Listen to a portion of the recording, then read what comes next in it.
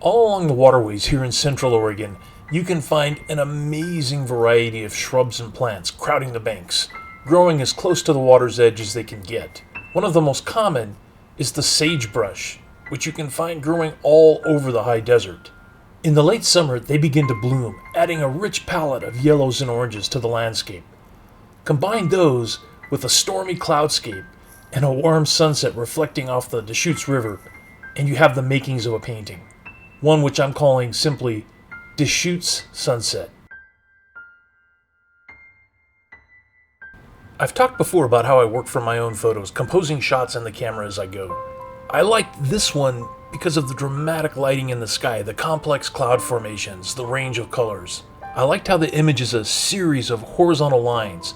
The clouds, the horizon, the river, the sage, all create a series of planes that give the composition a sense of order, juxtaposed against the chaos of the foreground plants, the riverbanks, and the clouds. But, as I said earlier, what I find most striking about this image are the colors. The rich oranges of the sunset and the blooming sage set against the darker blues and purples of the river and sky. I've also talked about how I transfer the final image to board or masonite and do a monochrome underpainting that defines light and shadow. What made this one interesting is that in the middle of the underpainting I had a sort of crisis of confidence. You can see that I had started painting in these foreground plants and then I stopped. For weeks I didn't even work on it. The problem was, I just wasn't sure this was the best way to go about it. The underpainting was supposed to be focused on values, not details, and these plants were pretty detailed. So I ended up painting them all out, which made me realize the composition was stronger without them. I often edit as I go, omitting details like cars, roads, and buildings. Sometimes removing plants, trees, and other organic details can help as well. Working from a photo is great because it helps with realism and authenticity, but as I've said many times before, you don't want to be a slave to the photograph. I start, as I often do, by laying in the base colors of the sky, working from dark to light. After the blues are blocked in, I add the dark tones of the clouds, following the values I established in the underpainting. Using those same colors, phthalo blue, Payne's gray, and titanium white, I jump down to the river and begin painting in the water's surface and reflections. The most challenging part of the whole painting is going to be the sunset reflecting on the water, but I have a pretty good idea as to how I'm going to handle it. So, mixing in a little cad red, I create a warm purple tone that I can use to blend toward the even warmer yellows and golds. I then add those same yellows to the sky, helping to tie the two together. Once these base layers of color are established, I start to work on the foreground. I knew going into it that this would be the second most challenging part of the painting. Capturing the essence of all these flowering sagebrush without getting bogged down in tiny details wasn't going to be easy. The best way to tackle a problem, I've always felt, is to just dive right in, which is what I did. Blocking in the flowers using the same yellows and golds I used in the sky and reflections, and defining the shadow areas with a mix of Payne's gray, cad yellow, and burnt umber. When the main areas of color were finished, I decided to let the painting sit for a few days. Once it was completely dry, I could start on the detail work. This is when I ran into real trouble. Looking at the clumps of sage, I realized I had gotten pretty far away from my photo source. The flowers were too regular, the lines too straight, the way they were clumped together didn't look right. So I thought maybe painting in more detail would help, break them up with more weeds, leafless branches, bare shrubs. While that helped, it didn't solve the problem, which was the flowers themselves. As I began refining details, I realized what the larger issue was. The scale was wrong. The flowers were too big, all of them. The only way to fix it was to paint them out so I could try again. One of the things I really love about painting in oils is how forgiving it is as a medium. Once the new shadow layers were dry, I was able to come right in over the top of them and repaint the flowers, mixing them darker and darker as they fall away from the sunlit layers at the top. I used the same technique for the entire foreground, working back and forth, refining detail, adding shadows, breaking up flowers, adding very loose strokes of dark paint to suggest stems and leaves. In the end, I was really happy with the way it turned out. So it's a good example of why you want to stick with a painting even if you hit some obstacles along the way. With effort and patience, you can fix almost anything.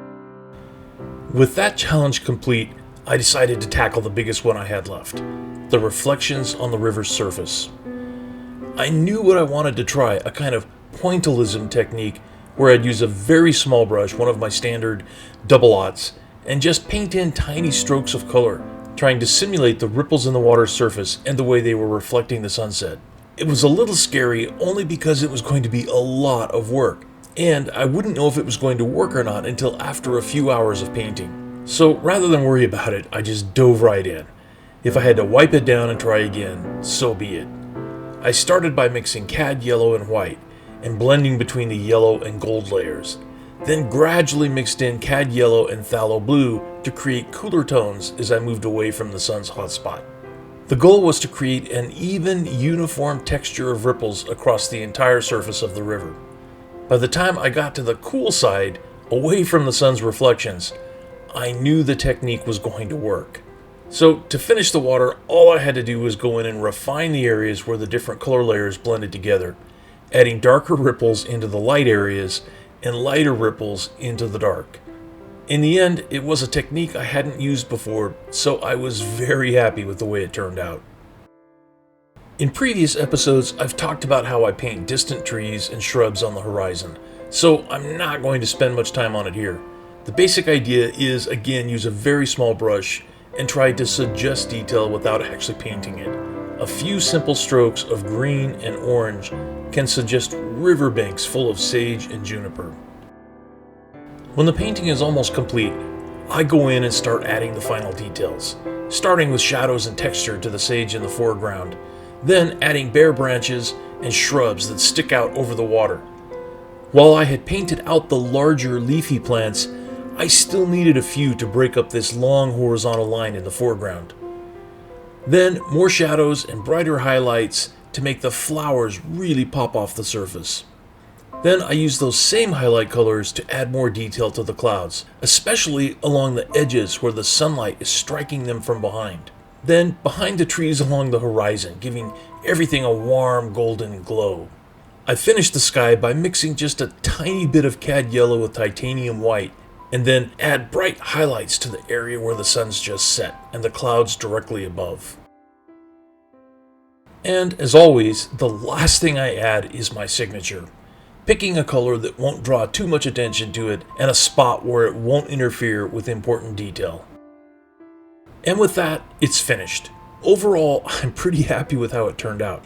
In many ways, it was one of the more challenging paintings I've attempted recently, especially using a new technique to paint the reflections on the river's surface.